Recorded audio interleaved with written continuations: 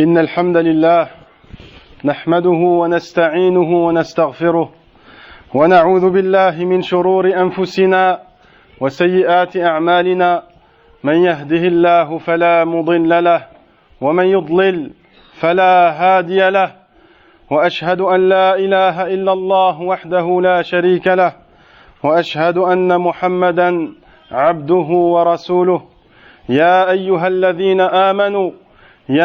الذين آمنوا اتقوا الله حق تقاته ولا تموتن إلا وأنتم مسلمون يا أيها الناس اتقوا ربكم الذي خلقكم من نفس واحدة وخلق منها زوجها وبث منهما رجالا كثيرا ونساء واتقوا الله الذي تساءلون به والأرحام إن الله كان عليكم رقيبا يا أيها الذين آمنوا اتقوا الله وقولوا قولا سديدا يصلح لكم أعمالكم ويغفر لكم ذنوبكم ومن يطع الله ورسوله فقد فاز فوزا عظيما واعلموا أن خير الحديث كلام الله وخير الهدي هدي محمد صلى الله عليه وسلم وشر الأمور محدثاتها وكل محدثة بدعة وكل بدعة ضلالة أما بعد. Chers frères et sœurs, je vous conseille ainsi qu'à moi-même de craindre Allah subhanahu wa ta'ala et je vous conseille vivement d'occuper votre temps dans ce qui vous est utile en vue de l'au-delà, le jour où rien ne te sera utile, pas même ta famille ou ton argent, si ce n'est tes actions que tu as fait, si ce n'est tes actions que tu as fait avec un cœur saint, plein de sincérité pour Allah. Sachez donc que la valeur du temps est immense et chaque moment de ta vie qui s'écoulera en dehors de l'obéissance d'Allah subhanahu wa ta'ala sera un regret et un remords, un regret et un grand remords. Allah dit, par le temps, certes l'homme est en pleine perdition. Par le temps, certes l'homme est en pleine perdition, sauf ceux qui ont cru, agi en bien, et se sont conseillés la vérité, et se sont enjoints à l'endurance. Cette sourate, Ibadallah, nous informe que chaque être humain est dans l'égarement et dans la perdition. Ceux-là sont les perdants jusqu'à leur mort. Mais Allah a émis une exception. Ceux qui ont cru et agi en bien, ceux-là sont les gagnants et sont dans la bonne voie et ne sont point égarés. Médite donc ces versets, chers frères, chères sœurs. Remets-toi en question en regardant si tu fais partie des perdants ou des gagnants. Cultive donc ton temps par l'obéissance d'Allah subhanahu wa ta'ala et dans les bonnes œuvres. Tu ne le regretteras jamais. Chère communauté musulmane, sachez qu'Allah, votre Seigneur, a créé le jour et la nuit pour l'adorer à différents moments. Allah dit, et c'est lui qui a assigné une alternance à la nuit et au jour pour quiconque veut y réfléchir ou montrer sa reconnaissance. Allah y a légiféré les 5 prières obligatoires à des moments bien déterminés du jour et de la nuit, conformément à la parole d'Allah, selon ses sens. Accomplis la prière au déclin du soleil jusqu'à l'obscurité de la nuit et adonne-toi à la lecture de l'aube, car la lecture de la prière de l'aube a des témoins. Chers frères et sœurs, accomplis toujours tes prières à l'heure. Accomplis tes prières à l'heure et ne les délaisse jamais, car c'est le lien entre ton Seigneur et toi. C'est le lien entre ton Seigneur et toi. Essaye le plus possible d'en faire une partie à la mosquée, car la récompense est énorme et l'intérêt que tu tires de la mosquée est immense. Aussi, Allah subhanahu wa ta'ala a légiféré des prières volontaires. N'hésite pas à en faire beaucoup, comme la prière de la nuit, le witr, la prière juste avant ou chaque prière, la prière juste avant ou après chaque prière, la prière du duha, et ainsi de suite. Aussi, évoque Allah à tout moment en disant Allahu Akbar, La ilaha illallah, Subhanallah, walhamdulillah.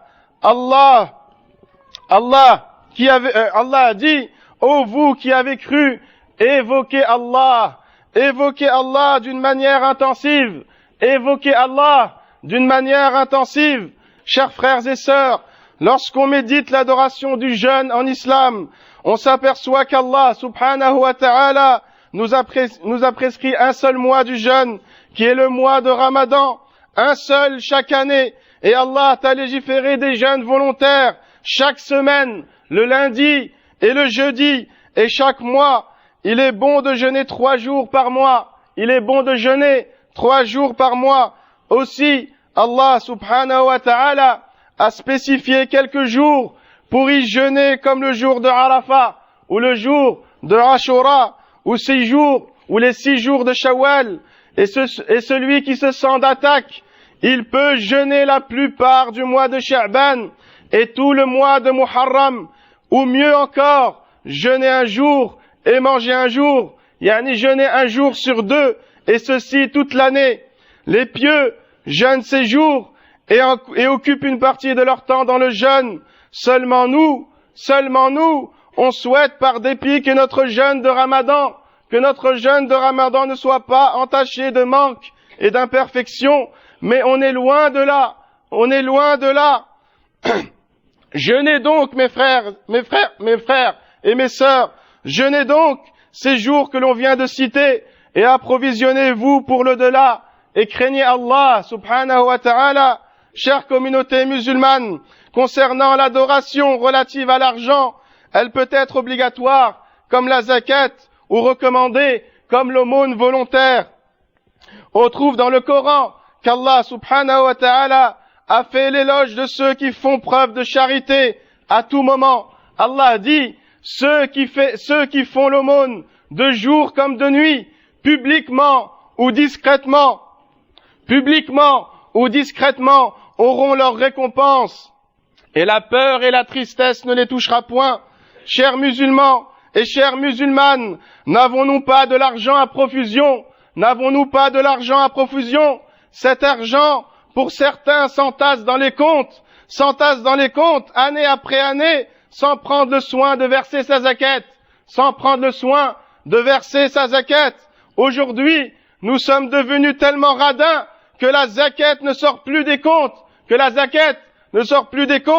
Alors que dire des aumônes volontaires? Nous avons usurpé le droit des pauvres. Et des indigents. Et honte si tu ne verses pas la zakat chaque année. Et honte si tu ne verses pas ta zakat chaque année. Et honte, car ce pilier est connu de tous. Et nul n'est censé ignorer les piliers de l'islam. Cela, car nous n'avons pas compris la parole d'Allah, subhanahu wa ta'ala suivante, et dépenser de ce que nous vous avons octroyé, avant que la mort ne vienne à l'un de vous, et qu'il dise alors, Seigneur, si seulement tu m'accordais un court délai, je ferai l'aumône, et serai parmi les gens de bien. Et aussi, nous n'avons pas véritablement cru à cette parole d'Allah. Tout ce que vous dépensez en bien, il le remplace, et c'est lui le meilleur des donateurs. Craignez donc Allah subhanahu wa ta'ala. Aujourd'hui, on voit vraiment des choses étonnantes. On ne donne pas la zakat, on verse pas l'aumône, et par-dessus tout, on s'adonne à l'usure, on s'adonne à l'intérêt, on accepte les intérêts bancaires. N'avons-nous pas entendu la mise en garde d'Allah? Oh les croyants, craignez Allah et renoncez à tout intérêt usuraire. Si vous êtes vraiment croyants, et si vous ne le faites pas, alors recevez l'annonce d'une guerre.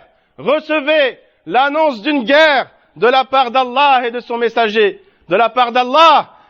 messager. Et si vous vous repentez, vous garderez vos capitaux, et vous ne léserez personne, et vous ne serez point lésés. Craignez Allah. La zakat est obligatoire, chers frères et sœurs. La zakat est obligatoire, et les intérêts sont interdits. Et craignez le jour où vous serez ramenés vers Allah, alors chaque personne sera rétribuée selon ses actes, sera rétribuée selon ses actes. Chers frères et sœurs, aussi parmi les bonnes œuvres qui doivent occuper ton temps, il y a le pèlerinage à la Mecque, qui est obligatoire une fois dans la vie à celui qui en a les moyens. Et tout ce que tu feras en plus ne sera pour toi que bénéfique. Le prophète sallallahu alayhi wa sallam a incité les gens à faire beaucoup de pèlerinage. Et les connaisseurs qui aiment ardemment cette adoration, et qui aiment la Mecque, et qui aiment la ville de la Mecque, accomplissez cela tous les ans. On pouvait compter chez certains d'entre eux 40 pèlerinages, et même beaucoup plus. Mais aujourd'hui, même une seule fois semble difficile pour certains. On les voit visiter tous les pays en tant que touristes avérés. Une semaine en Turquie, au Maroc, 2 en Grèce, 3 en Thaïlande et 1 mois en Australie. Et ceux-là n'ont pas pensé un instant. Ils n'ont pas pensé un instant que le pèlerinage à la Mecque est obligatoire, étant un pilier de l'islam. N'est-ce pas de la folie pure? Accomplissez le pèlerinage, jeune ou moins jeune, et si vous y renoncez, sachez qu'Allah se passe largement de vous, de moi et de tout l'univers. Chère communauté musulmane, après avoir énoncé quelques œuvres bénéfiques, nous observons que la vie de l'homme peut être occupée par d'innombrables actes bénéfiques. Les portes du bien sont grandes ouvertes, même les instants de repos. Si on a l'intention de prendre des forces pour ensuite adorer Allah subhanahu wa ta'ala, sont récompensés. Un repos par l'intention devient une œuvre pieuse. Le doué de raison, l'homme et la femme réfléchis, doit avoir dans sa journée un temps où il adore Allah par supplication, puis un temps où il se remet en question, puis un temps de méditation en contemplant la création d'Allah subhanahu wa ta'ala, et un temps pour subvenir à ses besoins. L'homme et la femme réfléchis doivent être clairvoyants concernant leur époque, doivent faire preuve de ferveur dans leurs actions et doivent préserver leur langue. Et celui qui décompte son temps de parole autant qu'il décompte ses bonnes actions réduira sa parole sans aucun doute, et ne s'occupera que de ce qui le concerne. Nous nous étonnons, chers frères et sœurs, de ceux qui ont la certitude de mourir,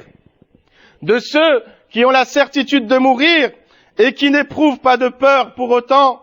Nous nous étonnons de savoir que cette vie est éphémère, et pourtant on s'y attache viscéralement, et nous nous étonnons de ceux qui ont la certitude d'être jugés demain, mais qui n'œuvrent pas pour autant. Votre temps, chers frères, chères sœurs, est précieux. Occupe-le donc dans le bien, et préserve-le comme on préserverait un trésor onéreux. Allahumma salli wa sallim ala nabiyyina Muhammad wa ala alihi wa sahbihi ajma'in. Allahumma salli wa barik ala Muhammad وعلى آل محمد كما صليت وباركت على إبراهيم وعلى آل إبراهيم في العالمين إنك حميد مجيد. اللهم أعز الإسلام والمسلمين وأذل الشرك والمشركين وانصر عبادك الموحدين. اللهم انصر عبادك الموحدين واحم حوزة الدين يا أرحم الراحمين. اللهم رحمتك نرجو فلا تكلنا إلى أنفسنا طرفة عين. اللهم إنا نسألك العفو والعافية في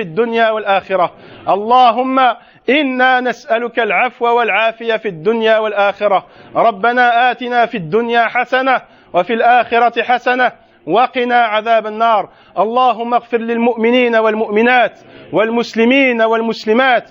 اللهم تب على التائبين واقض دين المدينين واشف مرضانا يا أرحم الراحمين. اللهم اشف مرضانا ومرضى المسلمين يا أرحم الراحمين. وأخيرا يا إخواني،